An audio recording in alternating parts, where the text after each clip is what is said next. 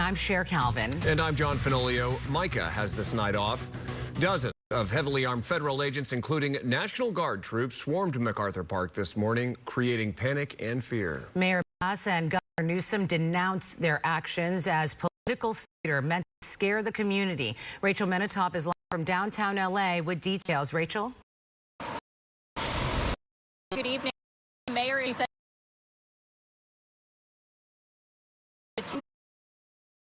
this was the community. Now, during her news conference this afternoon, she showed a video from the incident information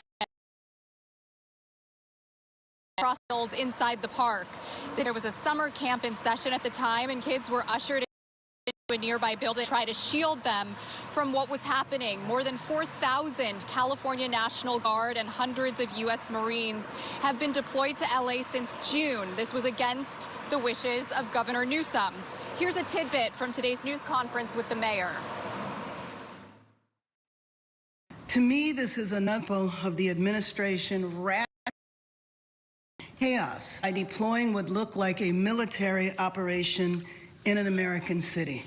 So I went to MacArthur Park because it is very important that the truth be told about what happened there. You can spin it any way you like, but in my opinion, it's a political agenda of provoking fear and terror. Every day they are here, they disrupt the economy and they cost this state and this city and county millions and millions of dollars in real money, but also the kind you can't count. And that's making people scared to leave their houses and making people scared to go to school and to the doctor and to call the police or the fire department when something is wrong. And we still don't know the nature of or the purpose of today's operation. A DHS spokesperson tells us he can't comment on ongoing operations. Cher, John, to you. Can you tell us how Mayor Bass with federal authorities at all? She physically went to MacArthur Park this morning, and she got on the phone with a DHS spokesperson who told her that they were leaving the area momentarily. The same person, though, spoke to a Fox News reporter a little bit later on, and I'm paraphrasing. He said he does not work for Bass, and she should get used to this going to become norm. Firefighters are the upper hand on a fast-moving fire. Began only a few years ago. Rancho fire broke out along Rancho Laguna Road just after 2:30 this afternoon. Homes and prompting mandatory evacuations for residents. The fire quickly began climbing uphill, fueled by dry brush and windy conditions. Thankfully, the weather is cooperating at this hour as crews on the ground have stopped forward progress of the blaze. It's holding at 4 acres. Air Attack has mapped it. We're now just putting a lot of water to make it easier to mop up before it does get dark. But there's still a lot of work to be done, but the fire's looking very, very good. Fireworks are believed to have started the fire, and 2 juveniles have been detained. All right, let's check in more now with meteorologist Vera Jimenez with these fire conditions. Vera, how's it looking? Yeah, well, overall, the fire conditions don't look bad. The winds are relatively mild. The relative humidity is increasing. The temperatures aren't bad. That's the view from our Mount Wilson camera. As you can see, there is haze out there. But what we're really gearing up, of course, is the heat advisory is already going to be put into effect by the time we get to Wednesday. And then right next to it, is going to be the extreme heat warning. And so we are going to see them really, really hot for a couple of days. Almost everyone is going to peak on Wednesday and Thursday. As we go ahead and take a look at those details. To be near the coast, we're looking at near the coastal basin. So basically, those in the mid to upper 80s. Our valleys will be in the upper 90s to possibly 103. Mountains will be in the mid 90s. And up in the high desert, anywhere between 97 and 106 will be your time for Wednesday and Thursday. And then low desert is going to be compared hotter. We're looking at maybe 10 all the way to 180. And we are going to see those cool down, but if you're west of the mountains, it's going to take a couple more days for those numbers to finally trickle down. We are ready for this heat We'll have that long forecast in just a moment for you guys. Thank you. Well, crews need to make progress on the Madre fire in San Luis Obispo County. Containment is now holding at 30% as the fire has burned just over 80,000 acres since erupting Wednesday in a remote area between the Central Coast and Central Valley. Evacuation orders and warnings remain in effect for parts of San Luis Obispo, Santa Barbara counties. The smoke has also triggered health warnings across the region.